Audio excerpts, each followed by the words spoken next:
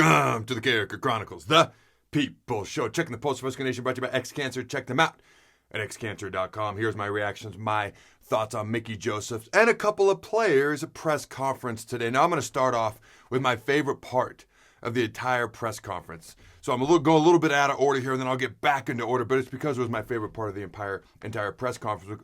When Coach Joseph was asked about Trev Alberts giving him the game ball in the locker room after the game, he said, and I quote, "I was happy for the kids and the coaches. Always going to be happy for them before me. I understand without them, there wouldn't be no me. It was a great accomplishment for the athletic department, university, and state," end quote. He also talked about how people can wake up on Sunday morning, go to church, and have something to talk about. Do me a favor. If you love that quote, and that tells you a lot about Mickey Joseph as a coach and as a human being and about how he's approaching interim coaching this football team and representing this university, smash that frickin' like button. And I don't know how you don't do that. That was my favorite part, and that's why I wanted to kick this show off with it. Now, let's go a little bit back more in chronological type order. All right, at the beginning, he talked about how Indiana was one game. You have a 24-hour rule to celebrate a win, and then you move on. And now they're going to start getting ready for Rutgers, especially where it's a short week.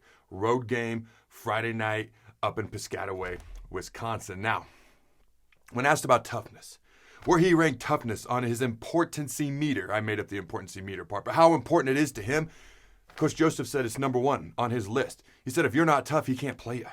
Okay, when asked about the offensive line, said the offensive line has done a better job on run blocking, but they got to get better in pass protection and protecting their quarterback, Casey Thompson. When asked specifically about the right tackle spot, he said Bryce Benhart played 49 snaps and Hunter Anthony played 44 snaps on Saturday, and they're going to continue to rotate again going forward. When asked about the Big Ten's wild frickin' West division, I threw frickin' in there. He said the West is wild right now. We're going to take it one game at a time, and we're going to worry about getting ready for Rutgers right now, okay? The biggest difference he saw on the defense last Saturday from the first 4 games of the year, okay, because they forced, I've spewed a lot of stats, a lot of good stats from that game on Saturday in the defense's behalf, but they forced 8 3-and-outs. There's another stat I had not yet put out there. All right, the biggest thing he saw difference-wise and improvement-wise was they got lined up.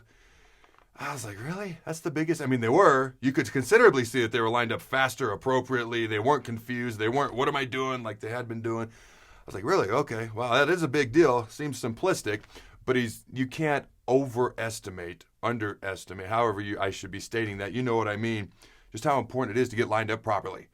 That's how you be gap sound. That's how you cover the right guy. That's how you communicate. That's how you can play fast without running around like a chicken with your head off just trying to figure out what you're supposed to be doing. He said they also played with their hair on fire. That was the other thing he mentioned as well. All right, when asked about the team as a whole, the biggest thing they're trying to improve on, and he said just being physical, trying to be more physical. They were more physical Saturday and be more physical going forward. When asked about Ty Robinson, who's played the best game probably not only of the season but of his career here at Nebraska on Saturday, he said he told Ty to cut loose. He's not the type of guy that's going to think and sit there and analyze. He said he's got to cut loose. It's the only way he can play. And he said Ty played free and like his hair was on, like he was on fire last Saturday as well. When asked about Garrett Nelson and what he means to this team, he called him the emotional leader of the team. I think we all already knew that, but it's plain as day. He said the kids follow him because he shows up each and every day. He said on one of his sack celebrations, Indiana was going, no huddle. So he's like, get lined up.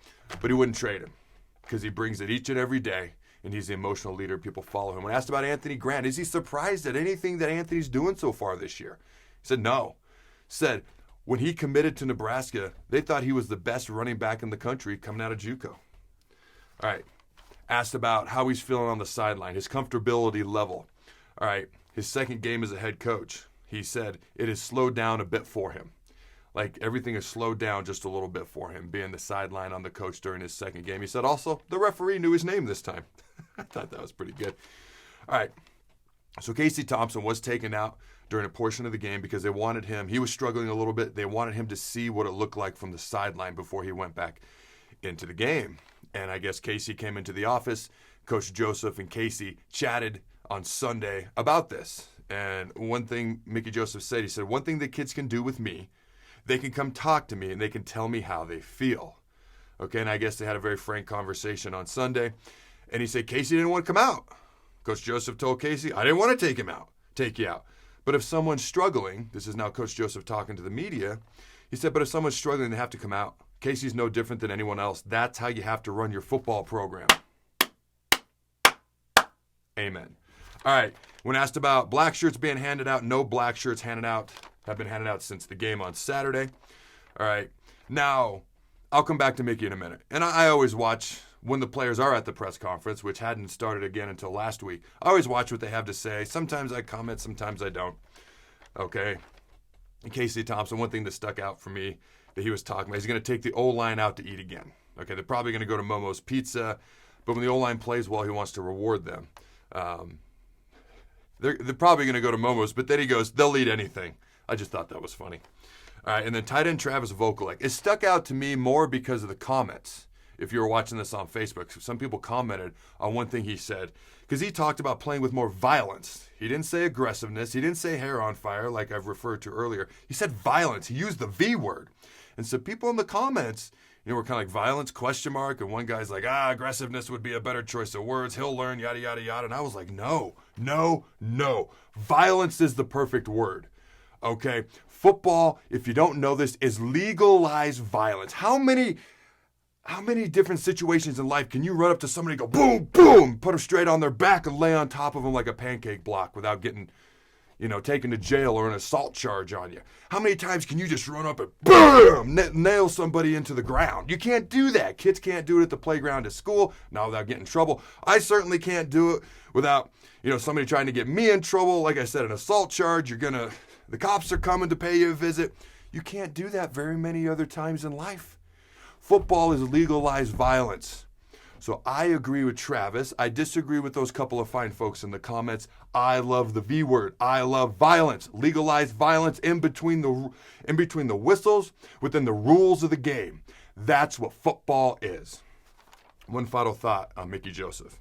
His first press conference, he looked very nervous to me. He looked a bit overwhelmed. Can't really say that I blame him. But obviously I've been watching every press conference since. And I'm watching him today, okay?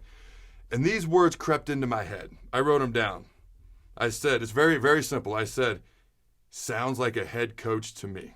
Now, we got a lot of season left. We got a lot of ball left, okay? I'm not saying he should be the head coach right here, right now, going forward. I mean, he's in the driver's seat. Nobody else has more control over who's going to be the head coach next year than Mickey Joseph, other than the decision makers ultimately at the end of the year. We got a lot of season left to go. But when I watch him and I listen to him, he sounds like a guy who, if not next year at Nebraska, and that's what I'm rooting for, but I'm rooting for whoever earns and is the best fitted for that job, and I'm hoping it's Mickey. But he sounds like a guy who might one day be a head coach. Comment below and let me know if you agree. Go Big Red. To the buzz. This show is brought to you by XCancer. Join the fight at XCancerStore.com and support your loved ones, your neighbors, and cancer fighters all over the world and help them gain access to revolutionary treatments. XCancerStore.com has a wide variety of t-shirts and merchandise supporting a wide variety of cancer battles so you can show off the colors that matter. Proceeds from each purchase not only help those at home, but also cancer fighters in Tanzania, Africa. Check them out at XCancerStore.com.